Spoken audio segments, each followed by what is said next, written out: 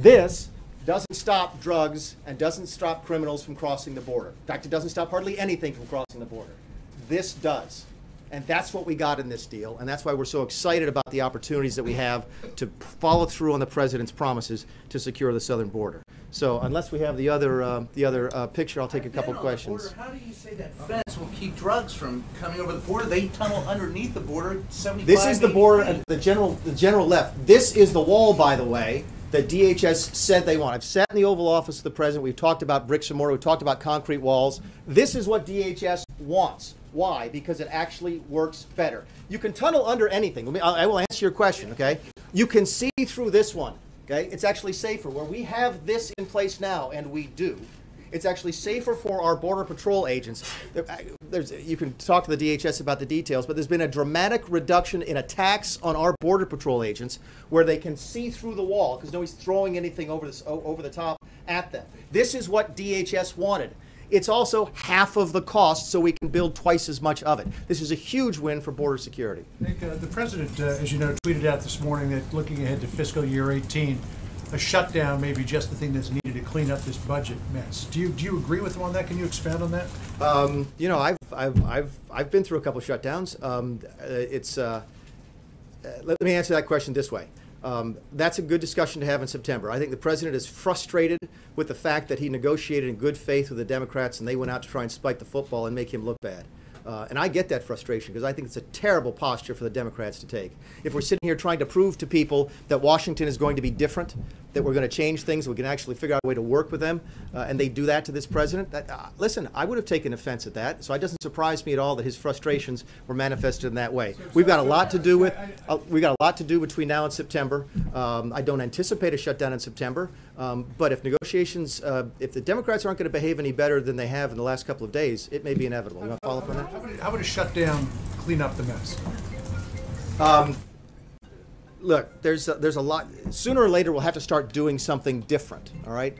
I think I can make the argument, and I think I just did, that we've made something dramatically different here today by getting rid of parity, by going that dollar to dollar and getting to something new. Okay. That may help us change town a little bit. But if we get to September and it's still business as usual, business as usual, business as usual, nothing changes, and it takes a shutdown to change it, I have no problem with that. The gentleman in the back in the white, in the red tie. Thank you, Mr. Director, and happy anniversary. Thank you very much. I'm sure my wife really enjoys spending it this way. So. Okay. A few weeks ago, Governor Graxas of Mexico, who is chairman of their Governors Association, said that the effort to get appropriations in the budget meant that the administration was giving up on having Mexico pay for the wall, as the president promised. And other Mexican politicians have repeated what Governor Graxas has said. What is your response to that? And I've taken that question before, so I'll give you the same answer, which is, look, we had an opportunity to move quicker than we expected. Okay? Because President Obama was not able to sign a full-term CR in October of last year, we actually got a bite at the 2017 apple. Think about that for a second. If President Obama had been able to pass a 12-month CR in October 2016, we wouldn't even be here because all of this would have been dealt with, and none of this would have been available, by the way. None of the additional spending for defense, the additional money for school choice, for the border, none of that would have been there because the President Obama never would have signed that. We got an unexpected second bite at the 2017 apple, and we were happy to get it in order to start things moving quicker. I've said before, my job is to spend the money. We're already working on ways to try and get Mexico to pay for it, but that's not my concern right now. I'm trying to get this thing built. Yes, sir. It looks like you have a wall there already.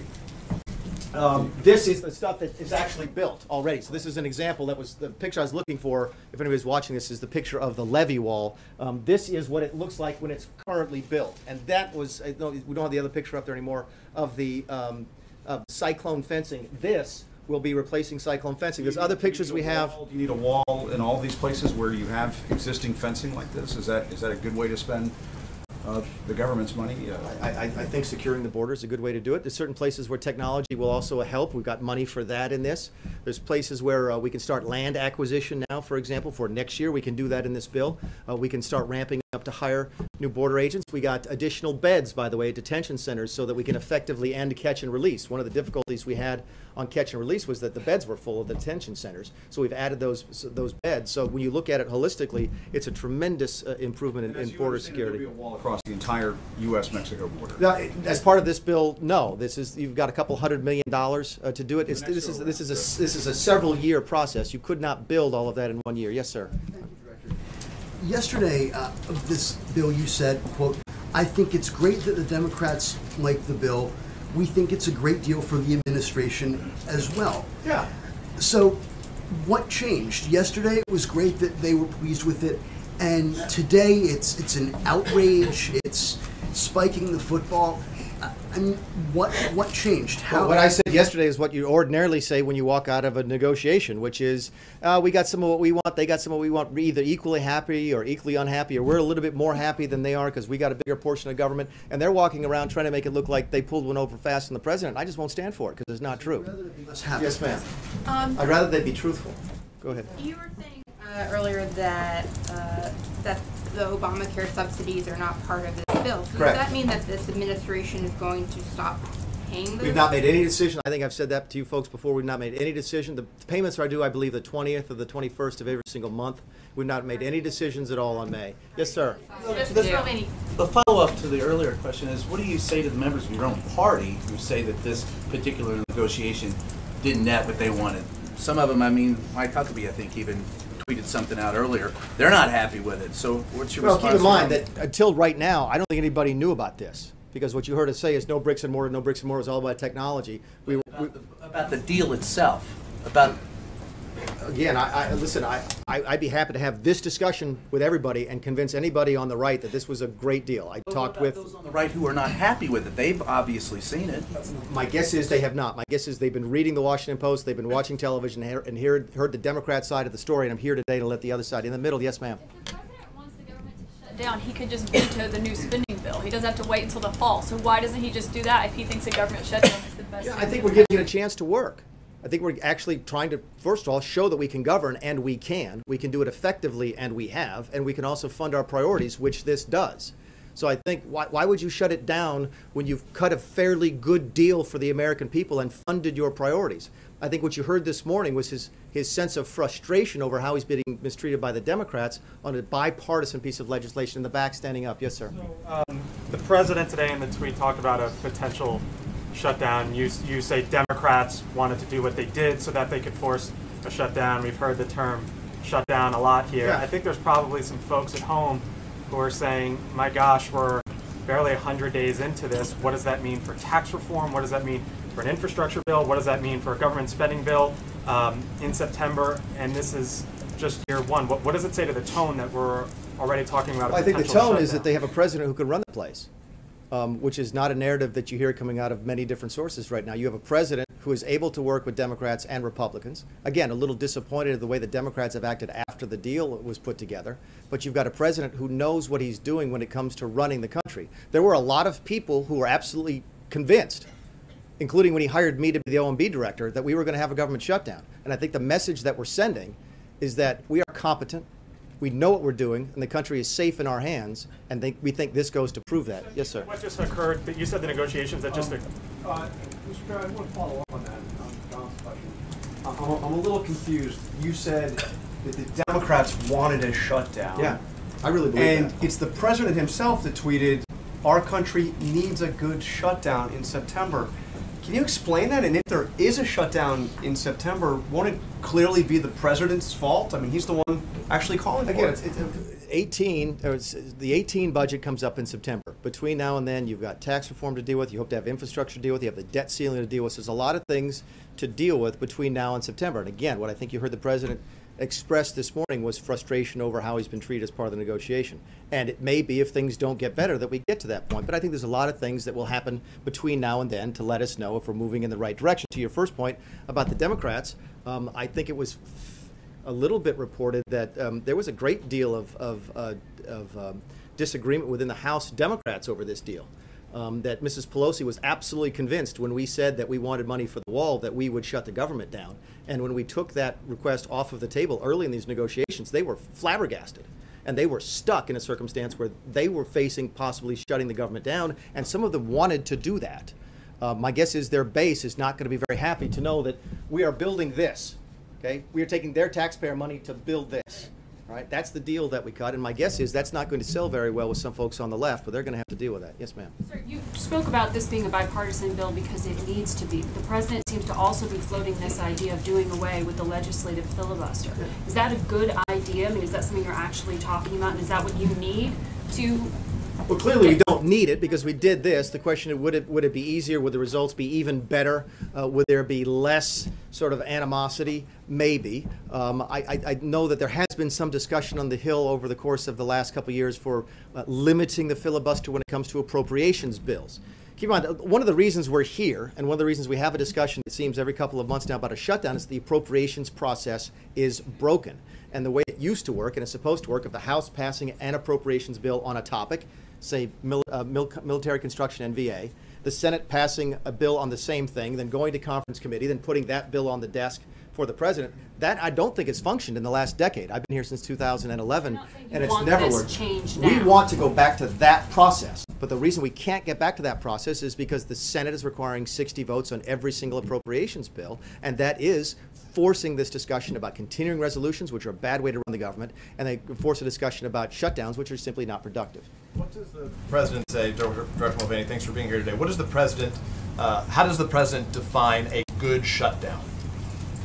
Well, I don't know. We haven't had one. I think a good shutdown, if there is such a thing, again, a shutdown is not, and I've said this before to you folks, I said it during my confirmation, it's not a goal. Okay, and it's not a negotiating tool. The president advocated. But to the extent the president advocated for one today, if you wanted to imagine what a good shutdown was, it would be one that fixes this town. So what would the that one that drives the message back home to people that it really was as broken as they thought that it was when they voted for Donald Trump, and they would trust him if that's what it's necessary to do to fix Washington D.C. That would be a good shutdown. Yes. Just to be clear, in the last shutdown, 800,000 federal employees were indefinitely furloughed. Another 1.3 million were required to work without knowing when they would get paid. Right. So is that a good shutdown that fixes Washington? Back to your point, you and I have had these discussions before because I've been through a shutdown before. Every single one of those folks got paid, right? Everybody always has. During the temporary lapses in appropriation, which is what the Congressional Research Service calls them. Those families, it is a lot of uncertainty, and it's certain, and that's why I say it's not desirable. But you asked me what a good one would look like, and a good one would be something that fixes Washington, D.C. permanently. Yes, sir.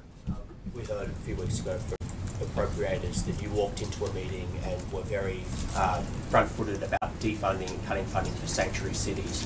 What happened between that meeting and now? That meeting took place in early March. I've also heard that we came late to the game. I got put in this office, I think, February 17th.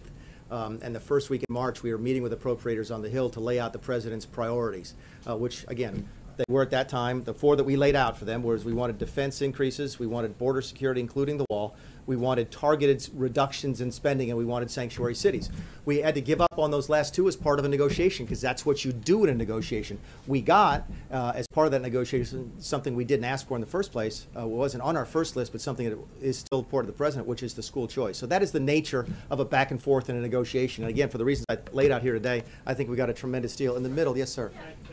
Director, you said in your statement before you started taking questions that the president delivered on his promises and got his priorities funded. Yeah. Well, that's not true. You didn't get the border wall, no funding for the border wall.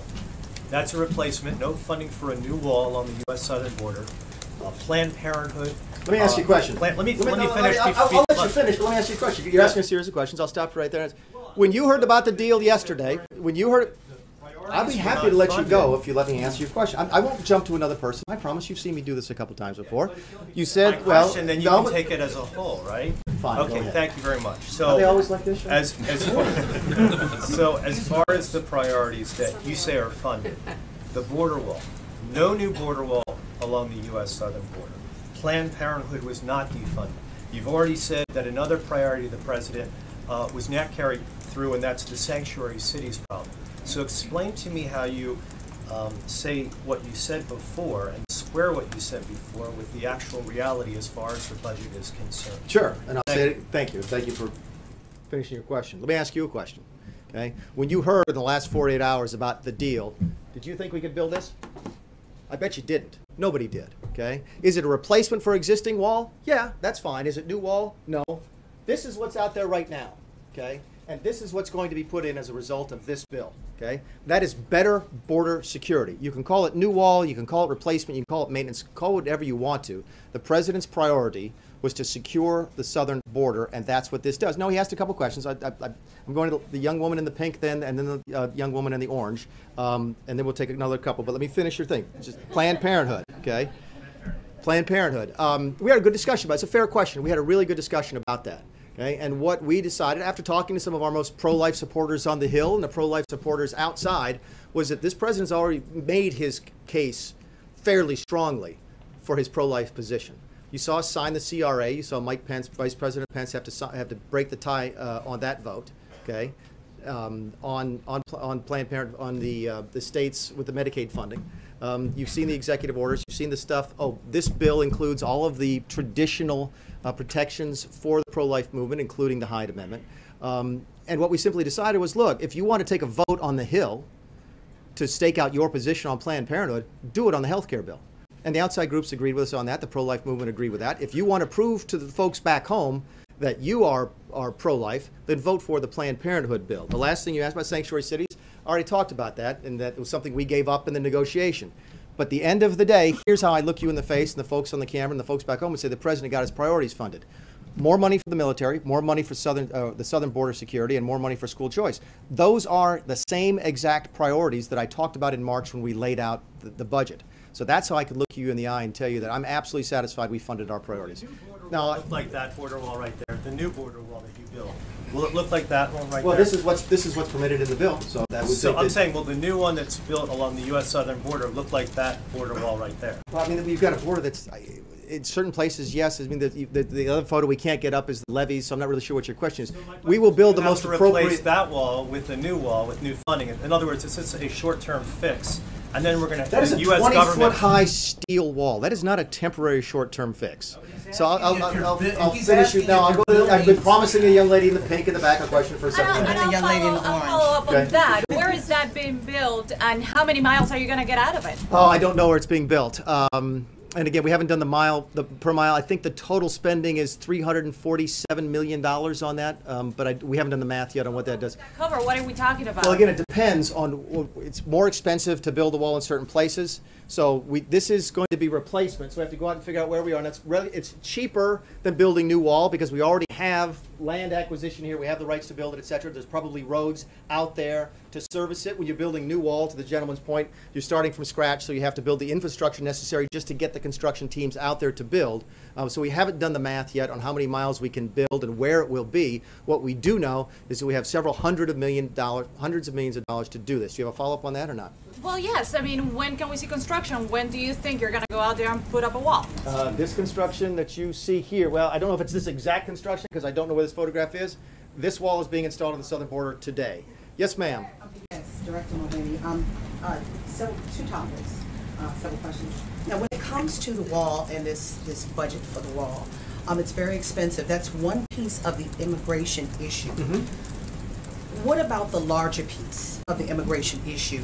Where's the funding when it comes to fixing the issue where you have people who are overstaying their visas? That's more of the immigration issue that in the past and even now that's happening versus just dealing with the southern border. You have immigrants from all countries coming here versus just the southern border. How are you going to, what monies are going into that piece? It's a fair question. Let me answer this two ways. It's probably not going to be very satisfactory, but this is how I'd answer your question. First of all, this is a pure funding bill. Yes, there are certain policies that are wrapped up into it, but I think both parties would probably push back if you tried to tie something as large as immigration reform to a funding bill. They don't like to do that. They will tell you that they're not supposed to authorize on an appropriations bill. This is a one-year funding bill. It is not supposed to be a carrier for a long-term policy change. Now, they obviously, from time to time, they make exceptions to that, but they really don't like to do that on the Hill. I didn't like to do it when I was a member of Congress. So that's a technical answer to your question.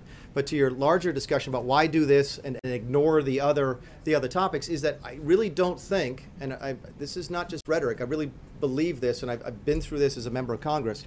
It's very difficult to have a conversation about immigration until the southern border is secured. Because all of us who follow it very closely, many of you in this room, know the example of Ronald Reagan from the 1980s, when he did the amnesty in exchange for the southern wall, gave the amnesty first, and never got the wall. And there's a lot of folks, myself included, who say, "Fool me once, shame on you." And until we secure the southern border, we don't think it's productive to have a larger conversation about immigration. No, I'm not finished. I know. I'm sorry. They were the ones trying to interrupt you. But they're not. The conversation has been basically focused just on the southern wall, and the other piece is just not there in the conversation from the White House. No one is dealing with the bigger issue. That's the major piece versus this expensive wall. And that's why I'm wondering, why is there not talk about that and the money to accompany the bigger piece on the immigration issue? I'll answer it the same way but a different way. I think that the administration needs to have credibility on this before we start talking about immigration with anybody. No one will take us seriously on immigration reform until we've satisfied them that we have secured the southern border. There are folks in my own party who say, look, I want to talk about immigration reform, but you have to go out and secure the southern border first. And I think that's what we're doing. I'll take one or two more. Sir, I wanted to go ACA, sir. I wanted to go in. I said several topics when I asked. ACA, sir. I'm sorry. I have to get it when I can get it. On ACA, is it, sir, on ACA, is it more about the numbers or about the issue when it comes to these possible waivers for states, when it comes to the issues of substance abuse, taking the substance abuse component out of the ACA? That I'm asking that question as many of these candidates, to include this current president who ran on the issue of fixing the opioid addiction, the heroin addiction. Now you have this piece that possibly that states can take the substance abuse prevention or programs out of ACA. What are the numbers on that? Because how do you justify that when these candidates, these Republican candidates and Democrats, ran on this? Yeah, I don't know what numbers you're speaking of, but I will speak to the philosophy, which is that we really do believe that the states will do it better than we will. I mean, you've seen this commitment that the administration has already had to opioid abuse. I think there may be money for it in this funding bill that we approve of. Okay, so we're committed to that. But I also think we recognize the reality that the states are probably more nimble and more well attuned to their own local populations to deal with it. I was in the state legislature in South Carolina. I would have loved, on very many different levels, from opioid abuse to Medicaid, to simply have the federal government write us a check and say, here, South Carolina, go help these folks that we want you to help, because we would have done a better job at it. So, while I don't have numbers for you, that's the philosophy behind all of these waivers, is that the federal one-size-fits-all might not be the best solution, and let's let the states solve the problem. You had a question, yes, sir? Yeah, thanks very much. Back on the issue of shutdowns, you mentioned earlier that President Trump was upset by how the Democrats portrayed the deal. Yeah. Is it right to shut down the government because of how something was portrayed instead of what was actually which is why we're not deal? shutting it. If that was the case, we'd be vetoing this bill now. But isn't that what he's foreshadowing? No, I think what he's foreshadowing is, look, this place has to change. The way we run the town has to be fixed. We have to do something. We cannot simply muddle along using the same models that the previous administration has used. Okay, this is a change agent president, and he's going to change Washington, D.C., and if it takes a shutdown, then that's what it takes. But again, that's several months away from that discussion. We have a lot to do between now and then. Yes, sir. Quick follow-up on this notion of a good shutdown. Wouldn't most Americans agree that shutdowns are bad? You shouldn't shut down the government? And further to that point, it seems as if you may have answered your own question this week on the question of government shutdown. You have a compromise. Republicans and Democrats are getting together and passing something. Both sides are not getting everything that they want. Isn't that what the American people want? They want their government to work and pass budgets that can be a compromise and both sides can agree on. How can a shutdown be good? That's exactly what I think they want, and that's exactly what we have given to them with this agreement. My point to you in response to a couple different questions was that the president wants to see Washington better, get fixed, change the way it does business. This week that you had a compromise? It is. It absolutely is, which is why it's so frustrating. Which is why it's so frustrating to have the Democrats go out and say they won and we lost. That's not a bipartisan way to approach things. I can't imagine Ronald Reagan and Tip O'Neill having that discussion, at the end of a negotiation. Both sides always do. You actually, last question. Yes, ma'am. I wanted to ask you about Republicans. I know that you're talking about on the Senate side you need Democrats and stuff, but on the House side there have been budget bills that simply can't get enough Republican support to pass on their own. Do you think that it is possible to do a Republican budget bill with Republican votes alone? I do, because I voted for him myself. There's actually been a lot more like an actual appropriations many more bill? appropriations bills that have passed with just Republican support than people realize. The reason you don't hear about them is that they die because the Senate is incapable of passing a bill or passing a bill that has any chance of passing in the House because they have to use the 60-vote threshold, which is where I started the conversation. So no, I think you're selling the Republicans short. You're selling Republicans leadership and the rank-and-file membership. You let them speak their mind. Let them let their voices be heard in the next appropriations process, which, by the way, starts today. And I'll close with this. This puts 17 to an end, okay? But the discussion about the 18 funding begins right now, and we very much want to see the ordinary appropriations process function. And anything we can do at the White House to encourage that to happen, we will do it. Because we do not want to be here again. We don't want to be having a discussion about a shutdown. Look, one of the things you asked about changing Washington, about why would you have a discussion of shutdown in September? If the appropriations process is still not working by September, that's a bad thing for the country. It's a bad thing for the Congress, by the way. One of the things that we like, okay, as members of the government, I'm not talking about members of the administration now, as members of the government, is that the proper functioning of the appropriations process is critical to the proper constitutional function of the government. The House and the Senate are supposed to use the power of the purse, and when they don't do appropriations bills, their constituents' voices, who are also our constituents' voices, are not heard. So we hope very much that comes back as part of the process. We're very pleased with the deal today. If you have any follow-up questions, you can always call Mr. Zartaki. Thank you very much again, and thank you for letting me have a shout-out to my wife. Will you guys just email where that wall is from exactly so we can identify location? Appreciate it. Sean, Thanks so much. Sean, please. Hey, Sean.